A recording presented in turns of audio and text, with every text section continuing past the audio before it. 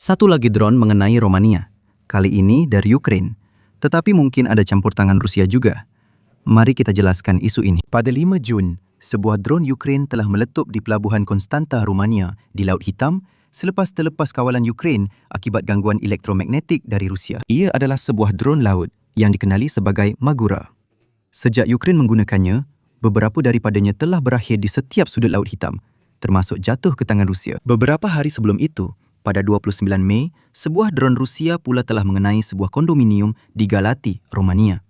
Hanya beberapa kilometer dari sempadan dengan Ukraine. Untuk kedua-dua kes, terdapat dua hipotesis utama. Yang pertama ialah, drone-drone tersebut mengalami gangguan elektromagnetik dan secara tidak sengaja berakhir di wilayah negara-negara Eropah.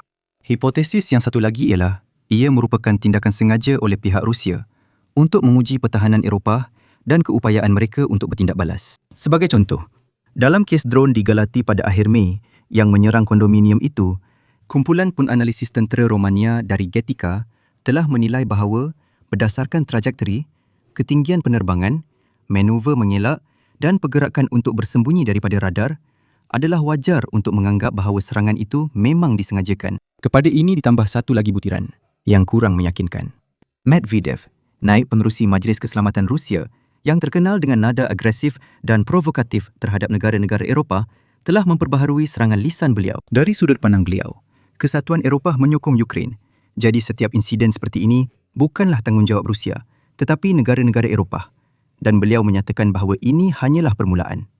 Tetapi kenapa Romania? Selain sokongan kemanusiaan dan ketenteraan, bersama negara-negara Eropah yang lain, Romania juga boleh menyusahkan Rusia dari segi tenaga. Negara itu sedang membangunkan Deep Neptune, sebuah pelantar pengekstrakan gas asli di perairan wilayahnya di Laut Hitam. Terima kasih kepada infrastruktur ini, negara itu boleh bersaing dengan gas Rusia yang masih dibeli oleh beberapa negara di rantau tersebut kerana kekurangan alternatif. Sehingga baru-baru ini, kerajaan Romania cuba mengelak daripada menonjolkan insiden drone.